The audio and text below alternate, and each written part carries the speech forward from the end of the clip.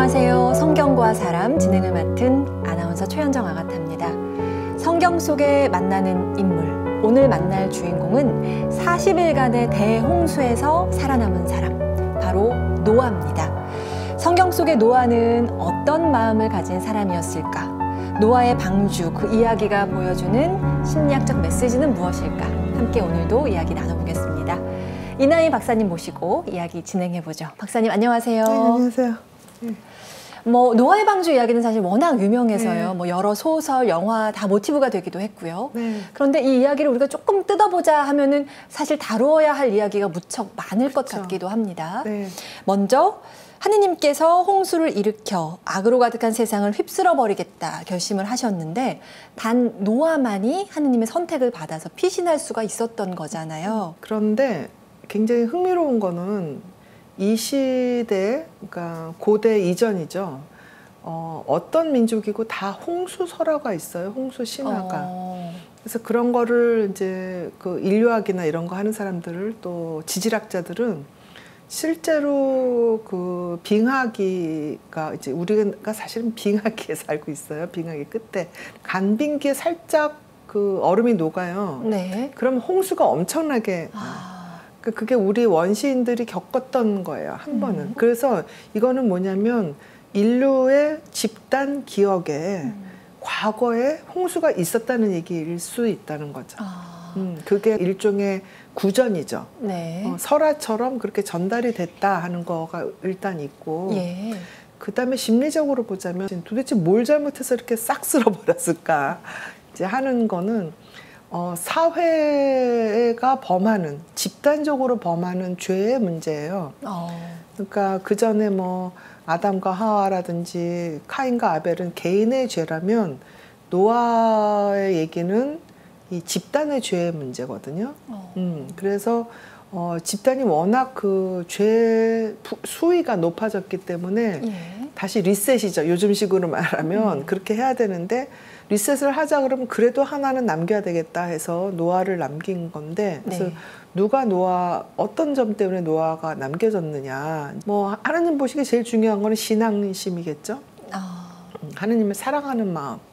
그 다음에 하나님이 뭐라고 말씀하실 때 들을 수 있는 귀를 가진 사람이죠. 홍수가 올 거다라고 얘기를 할 때 그걸 아예 안 듣는 사람들이 대부분이겠죠. 하나님한테 우리 기도하러 갈 때 뭐 해요? 우리 요번에 얼마 돈 좀 더 벌게 해주세요. 어쩌고저쩌고 건강하게 해주세요. 행복하게 해주세요. 내가 말이 많잖아요. 하느님 앞에 가면. 할 얘기가 있고 들을 이야기는 그렇죠. 사실은. 그래서 하느님 앞에 가면 쫑쫑쫑쫑 하다가 그냥 온단 말이죠. 그럼 하느님은 내가 사실 할 말이 참 많았는데 왜 쟤는 저렇게 혼잣말 하다 갈까? 이렇게 싫을지도 모르잖아요. 근데 노아는 가서 하느님 말씀하시는 걸 들었어요. 귀를 기울였다. 그게 하느님을 대하는 가장 중요한 태도겠죠. 듣는 태도. 들으려면 일단 내가 없어야 돼요. 나를 비워야 되죠. 나를 앞세우지 말고 비워야 그 안에 소리가 들어올 수 있다. 그렇죠. 나는 이런 사람이에요. 나는 이런 자존감을 가졌어요.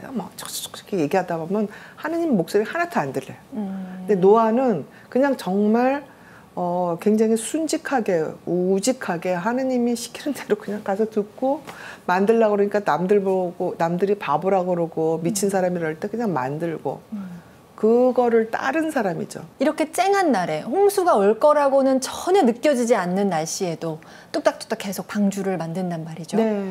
그리고 여기서는 이제 하느님 보시기에 이 집단 전체가 악에 물든 사회잖아요. 그리고 노아는 악에 물들지 않은 사람이란 말이에요. 그래서 그 노아가 보기에는 이 사회가 도대체 말도 안 되고 논리도 없고 비합리적인 그런 사회예요. 우리식으로 지금 현대식으로 얘기를 하자면.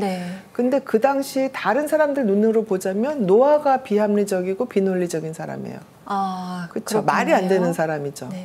우리 개인과 집단의 관계를 한번 생각을 해보자면 개인이 선한 얘기, 정의로운 얘기를 할 때 집단이 그거를 정말로 선하고 정의로운 거냐라고 받아들일 거냐, 그거는 거의 가능성이 없을 수가 있다는 거죠. 그 집단 무의식이라는 말씀을 하셨는데요. 일단 그 융심리학에서 말하는 집단 무의식이 과연 무엇인지 조금 더 구체적으로 그쵸. 설명을 한다면 어떻게 얘기할 수 있을까요? 굉장히 좀 더 어렵죠. 집단 무의식 그러니까 예. 집단은 무슨 집단이야 도대체 뭐. 그러니까 그 집단이란 말은 인류 전체를 말하는 집단일 수도 있고 또 우리 가문일 수도 있고 또 뭐 우리 가족일 수도 있고 근데 그 집단은 의식적인 수준과 무의식적인 수준을 다 갖고 있어요. 그러니까 한국인이다 그러면 많은 사람들이 뭐 우리 대한민국 국민은 어쩌고 의식적으로 막 얘기를 해요. 근데 그것도 맞아요. 근데 그건 의식의 문제고 그 무의식에 들어가면 과거에 뭐 전쟁, 가난, 뭐 기아 뭐 이런 게 있어서 한이 있다든가 이런 거는 지금 젊은 사람들은 하나도 기억이 없어요. 전쟁 뭐 이데올로기 그게 무슨 뭐 나는 경험한 바가 없는데 6.25 뭐 일제 뭐 교과서에서 맨날 외우라는 거지. 그런데 그게 이제 대대손손이 이렇게 전달되면서 말을 표현할 수 없지만 뭐가 있어요 또 그게.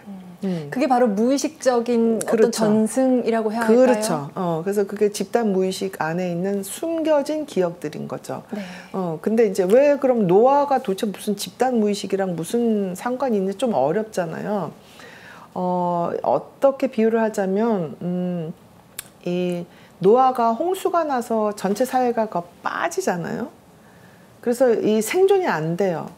근데 이런 상황은 집단 무의식에 우리가 빠졌을 때 우리가 생존이 안 되는 거랑 굉장히 비슷한 유비 관계가 있어요. 이게 무슨 얘기냐면 네.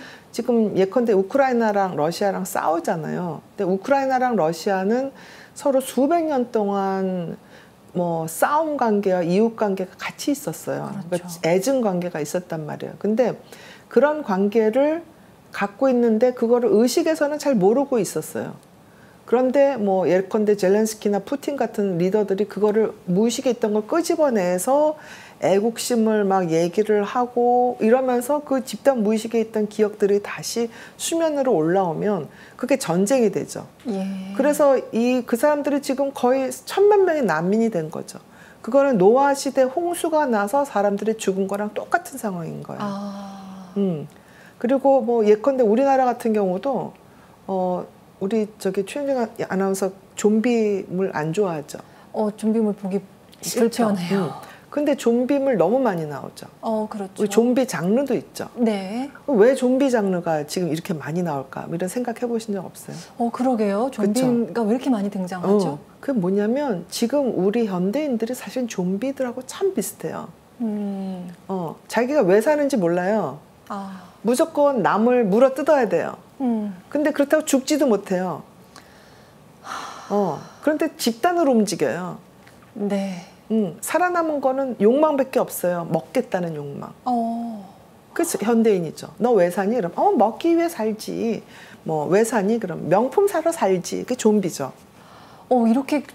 이렇게 공통점을 찾으니까 딱 맞아 떨어진다는 게 좀 그러니까 놀라운데요. 좀비 장르가 현대인의 심리를 그대로 반영을 하기 때문에 장르가 이렇게 많은 거예요.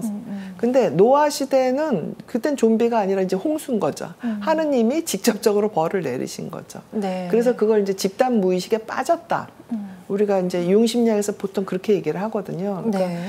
이 노아 시대 사람들이 집단 무의식의 광기, 비합리, 죄 이런 거에 빠진 거죠. 근데 노아는 그 사람들하고 다르기 때문에 빠지지 않은 거죠. 선택받은 거고. 그렇군요. 자, 그렇다면 이 집단 무의식이라는 관점을 중심으로 해서 노아의 방주 이야기를 꼼꼼히 살펴보겠습니다. 하느님께서는 사람들의 악이 세상에 많아지고 그들 마음의 모든 생각과 뜻이 언제나 악하기만 한 것을 보시고 세상에 사람을 만드신 것을 후회하시며 마음 아파하셨다. 그러나 노아만은 주님의 눈에 들었다. 노아는 당대에 의롭고 흠없는 사람이었다. 노아는 하느님과 함께 살아갔다. 하느님께서 노아에게 말씀하셨다. 나는 모든 살덩어리들을 멸망시키기로 결정하였다. 너는 전나무로 방주 한 척을 만들어라. 이제 내가 세상에 홍수를 일으켜 하늘 아래 살아 숨쉬는 모든 살덩어리들을 없애버리겠다. 그러나 내가 너와는 내 계약을 세우겠다. 너는 아들들과 아내와 며느리들과 함께 방주로 들어가거라. 그리고 온갖 생물 한가운데에서 한 쌍씩 방주에 데리고 들어가 너와 함께 살아남게 하여라. 노아는 하느님께서 그에게 명령하신 대로 다 하였다. 이렇게 나와 있습니다. 노아가 선택받은 이유, 다들 휩쓸려가는 집단 무의식에서 홀로 깨어 있었다라고 이제 이유를 말씀해 주셨는데, 하느님을 전적으로 신뢰했다라는 게 노아의 차별점이었고, 그리고 들을 수 있는 귀가 열려 있었다, 이런 것들을 이제 말씀해 주셨단 말이에요. 그런데 노아 외에 그 다른 사람들은 오히려 노아를 손가락질하는 장면. 그거는 우리 사회에서도 사실 되게 비슷하게 벌어지는 일인 것 같아요. 그러니까 뭐 쉽게 지금 현대 벌어지는 예를 들자면, 사실은 노아 때만큼 우리가 홍수 위험이라든지 자연 재난 위험에 노출이 되어 있어요. 기후 변화가 결국에는 해수면도 올릴 거고, 그다음에 인수 공통 감염이죠. 이 코로나도 사실은 그 인수 공통 감염이 원인이 되는 거거든요. 맞아요. 요즘에 막 한참 얘기하는 뭐 두창, 원숭이 두창, 이런 게 한 번으로 끝나지 않아요. 이제 앞으로 계속 나와요. 그다음에 가뭄, 산불, 홍수 이런 게 과거보다 훨씬 더 잦고 더 강도가 세졌어요. 그게 기후 변화하고 상관이 있는 거예요. 온도가 높으니까 파르르 끓고 거기서 홍수가 나고 그러고 나면 다시 가뭄이 오고 이렇게 되는 거죠. 근데 이 기후 변화에 대해서 많은 사람들이 얘기를 해요. 근데 그거에 대해서 뭔 소리야, 할 필요 없어, 탄소 협약 안 해, 트럼프 같은 사람들 그렇게 하는 거죠. 그다음에 아유 뭐 기후 뭐 그런 건 나랑 상관없어, 배달 음식 그냥 시켜 먹을래, 뭐 일회용 음식 다 먹어, 뭐 나 그냥 다 자동차 혼자서 운전할 때가 내가 제일 행복해. 다 쓰고 다녀요. 사실은 듣더라도 제대로 듣지 않는. 그렇죠. 그리고 실천을 안 하는 거죠. 그렇죠. 그러니까 노아는 실천한 사람이에요. 만들려고 그럴 때 만들었어요. 그렇죠. 그러네요. 그러니까 손으로 발로 뛴 사람이죠. 그러니까 우리가 말로만 기후협약을 얘기를 뭐 하고 이런 게 아니라 자기가 실천을 해야 되죠. 환경을 위해서 안 쓰고 재활용하고 이런 걸 한다면 그건 노아랑 비슷한 거죠. 그 성경 속으로 다시 들어가서 보면 홍수가 난 다음 어떤 일이 벌어졌는지 보겠습니다. 땅에 홍수가 난 것은 노아가 600살 되던 해였다. 노아는 아들들과 아내와 며느리들과 함께 홍수를 피하여 방주로 들어갔다. 이래가 지나자 홍수가 났다. 40일 동안 밤낮으로 땅에 비가 내렸다. 물이 불어나면서 땅 위로 가득 차오르자 방주는 물 위를 떠다니게 되었다. 마른 땅 위에 살면서 코에 생명의 숨이 붙어 있는 것들은 모두 죽었다. 노아와 그와 함께 방주에 있는 사람과 짐승만 남았다. 예고하신 대로 정말로 이렇게 대홍수가 났고, 그리고 방주에 몸을 피한 생명체들만 살아남았습니다. 이 홍수가 가지는 의미, 아까도 짚어주셨지만 그냥 모든 게 정말 리셋이라고 표현하셨지만 다시 영으로 돌아가는 무의식으로 들어가는 그렇게 볼 수 있고, 또 여기서 좀 재밌는 부분이 있어요. 노아가 600살이에요. 저 그거 너무 궁금했어요. 그렇죠. 근데 노아 사람 아니었어요? 근데 아마 저기 주일학교에서도 아이들이 많이 물어볼 거예요. 근데 제대로 대답해 준 사람 없죠. 못 들었던 것 같은데요. 제가 그 비밀을 알려드릴게요. 네, 여기서 공개되나요? 뭐냐면 일단 십진법은 중국에서 기원전 한 4세기 그때부터 시작됐어요. 그래서 십진법이 이 노아 시대는 없었어요. 그럼 우리가 생각하는 한 살이 아니군요. 그렇죠. 10, 100, 600 이런 게 없었어요. 그 당시 히브리 사람들은 어떻게 나이를 그 숫자를 했냐면 글자로만 기록을 했어요.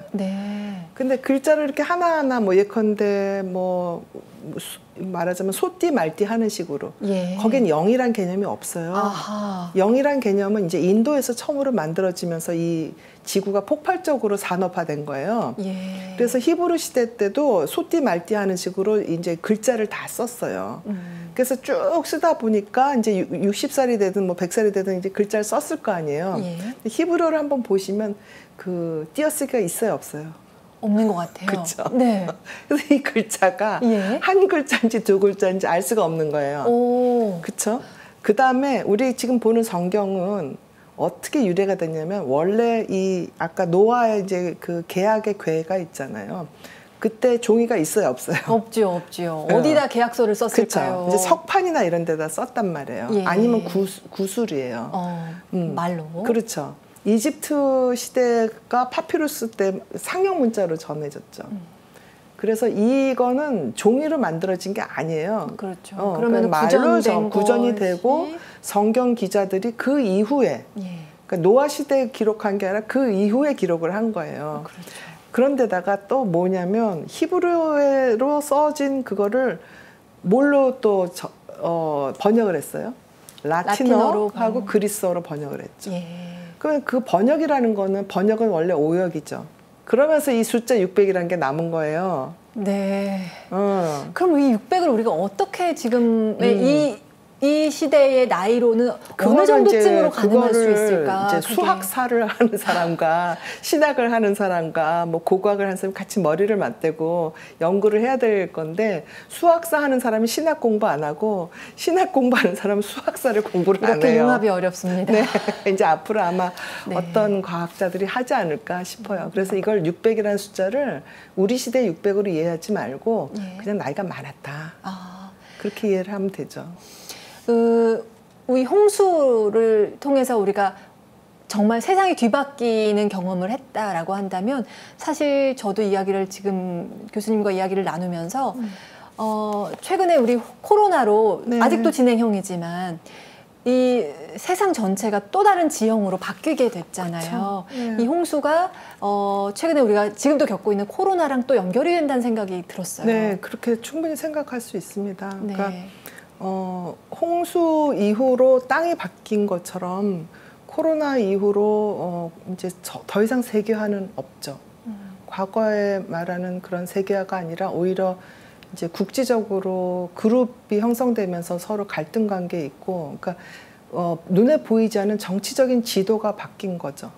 또 경제적인 지도도 바뀌고, 또 사회적으로 빈부차는 더 많아지고, 또 코로나로 인해서 교육의 기회가 더 많이 박탈이 돼서 아이들 간에도 지도가 바뀌었죠.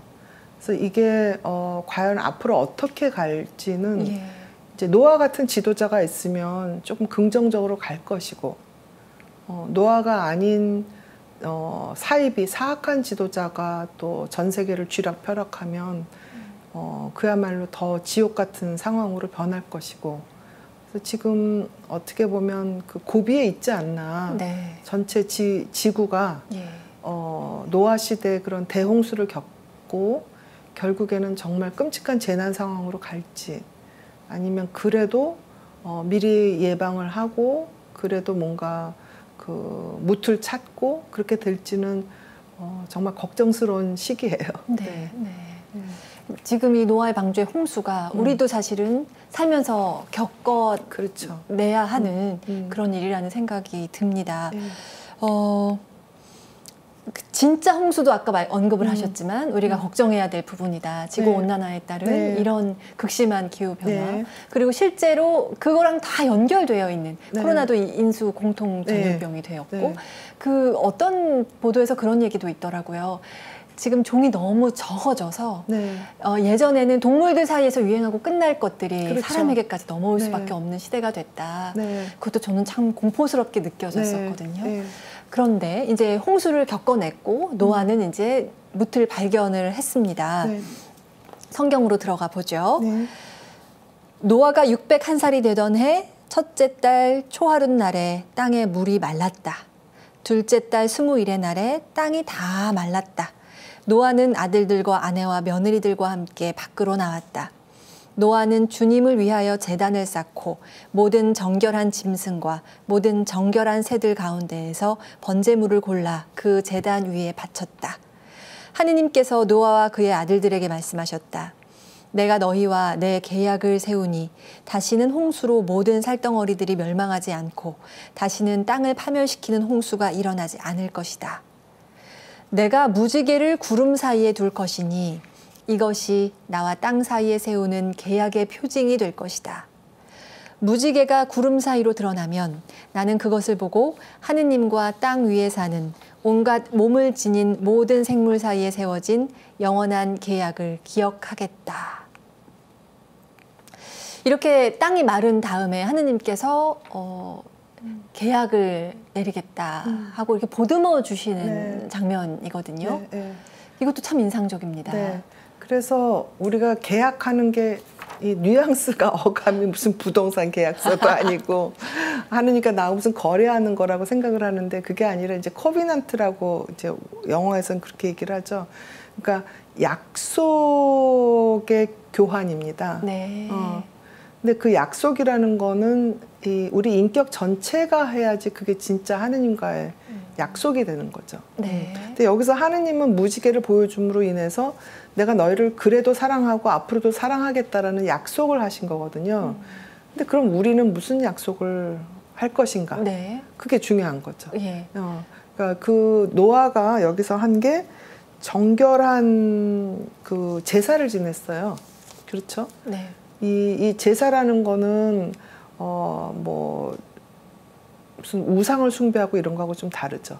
제사는 기억입니다.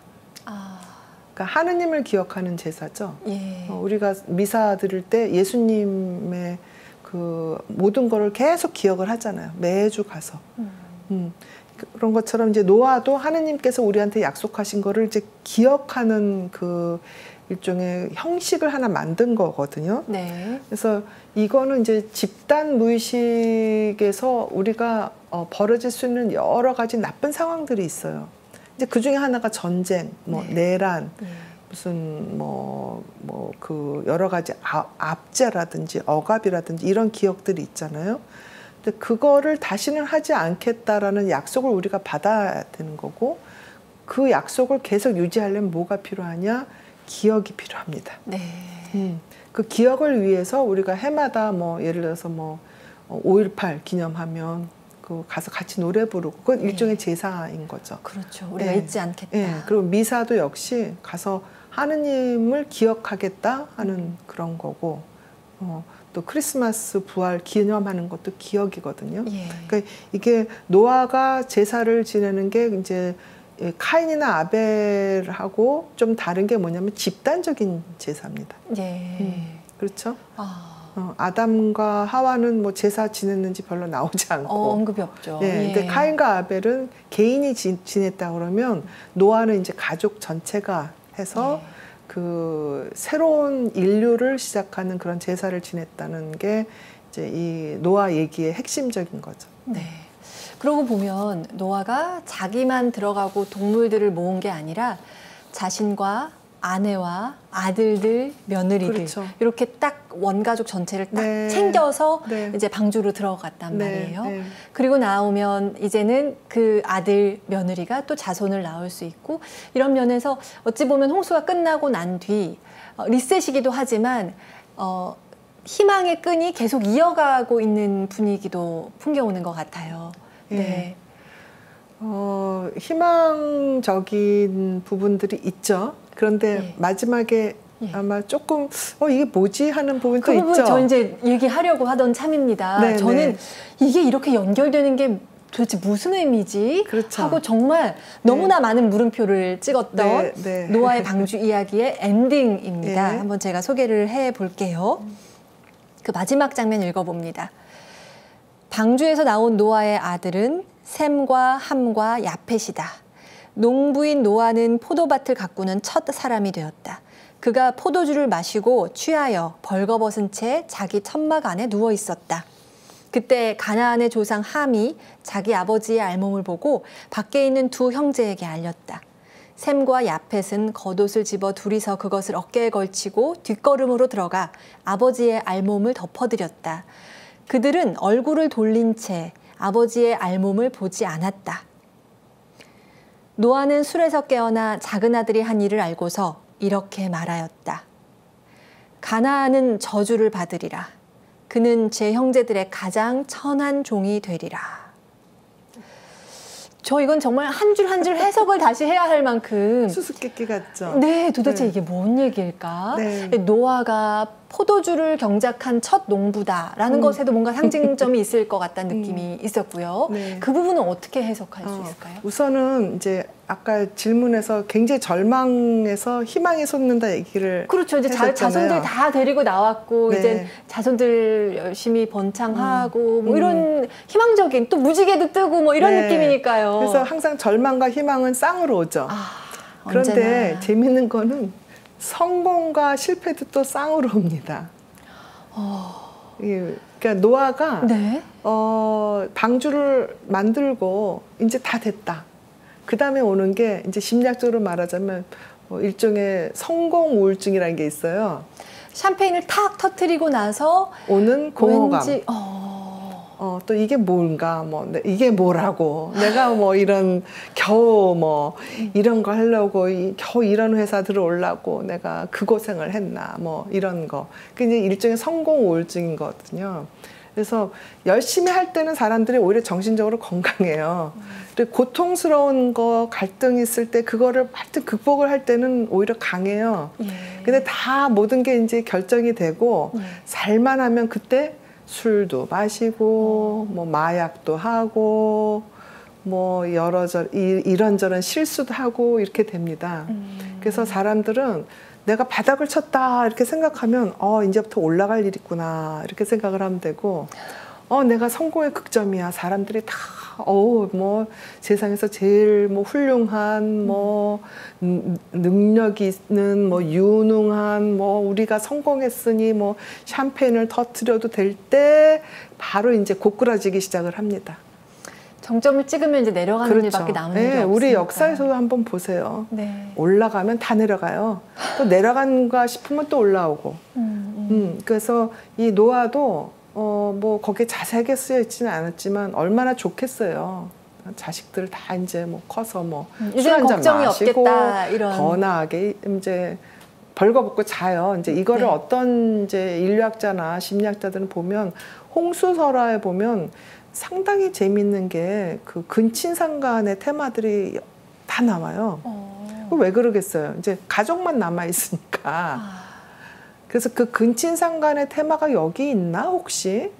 그런데 이제 그게 나중에 성경 기자들이 뺐나? 이렇게 의심하는 사람들도 있어요. 그러니까 너무 좀 불경스러우니까. 네. 근데 그거는 이제 우리가 확인할 길은 없는데 어쨌거나 뻘거벗은 채로 술 취해서 누워 있었으니까 노아는 실수한 거죠. 어른으로서 해서는 안 되는 일이죠. 근데 그거를 어떤 아들은 덮어주고 어떤 아들은 가서 웃었어요. 동네방네 떠들면서. 그러면 어떤 아들의 태도가 중요하겠어요?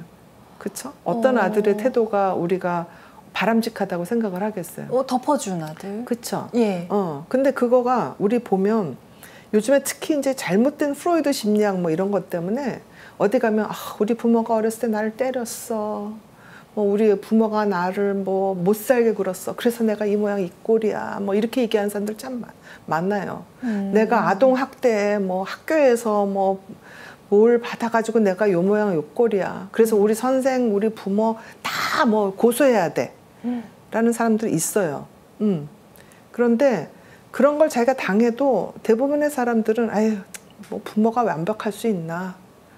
그냥 그렇게 덮어요. 그리고 내가 그거 그냥 극복을 하면 되지. 그게 보통 사람들이죠.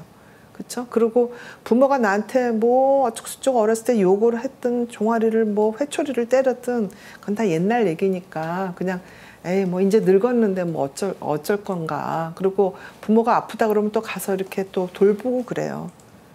그럼 그렇죠. 어떤 자녀가 바람직한 효자예요? 후자죠. 그렇죠. 예. 그러니까 여기서도 아버지가 설령 실수를 했어도 동네방네 떠들면서 막 웃으면서 조롱의 대상을 만드는 거는 아니죠. 그러니까 이제 노아가 저주를 받으리라 이렇게 얘기를 한 거죠. 그럼 이제 우리가 얼핏 생각하기에는 야 노아 속 좁다. 그렇죠? 근데 아들인데 내 알몸을 봤다고 해서 그게 저 정도로까지. 예. 근데 이 노아는 사실은 잘 듣는 사람이죠. 노아의 생각일까? 잘 모르겠어요. 이게 하느님의 생각일 가능성도 있고요. 네. 근데 이게 상징적으로 이해를 해야 되는 거죠. 뭐냐면 그 아버지의 실수를 덮지 않고 그거를 갖고 자기는 더 윤리적으로 예컨대 훌륭한 사람이다. 예. 그래서 아버지를 이렇게 밑으로 본다. 그럼 그 일종의 거만함이거든요. 오만함이고. 그렇죠. 예. 근데 7중죄 중에 하나예요. 거만함, 오만함. 나는 굉장히 흠없는 사람이고 네. 누군가는 흠이 많은 사람이다. 이게 굉장히 중한 죄 중에 하나입니다. 제가 자꾸 뭐 투사 이런 얘기를 하는데 그래서 이거는 실제로 가서 뭐 그 부족이 물론 저주를 받은 운명일 수도 있지만 하느님께서 지금 경고하는 게 거만하지 말라. 남의 죄를 덮어라. 그렇죠? 그 성경에 특히 예수님께서 하신 것 중에 말씀 중에서 가장 중요한 것 중에 하나죠. 네 눈 속에 들보는 못 보고 남의 것만 자꾸 파고 다니냐. 네 거나 봐라. 네. 바로 그거거든요. 네. 아버지 벗었다고 하지 말고 예. 아버지 벗은 거를 가서 동네방네 떠들고 다니고 흉거리로 만든 너를 한번 봐라. 그렇게 이해를 하시면 아마 네. 수수께끼가 좀 풀리지 않을까요?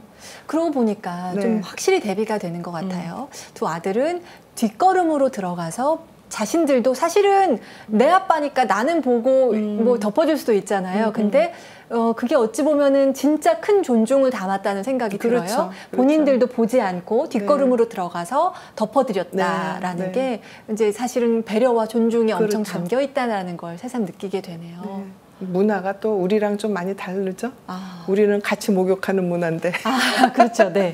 여기는 여기서도 또 이스라엘 문화는 우리랑 달라서 굉장히 몸에 대한 어떻게 보면 좀 타부시도 많고요. 네. 우리보다 몸을 훨씬 더 좀 편편치 않게 보는 게 아닌가 이 민족 자체가. 예. 그러니까 그게 아마 그 무슬림도 그렇고요. 네. 이스라엘 그쪽이 사막 지역이 되기 때문에 우리처럼 그냥 물이 흔해서 가서 씻고 이럴 수가 없잖아요. 그래서 더 몸에 대해서 우리보다 훨씬 더 예민한가?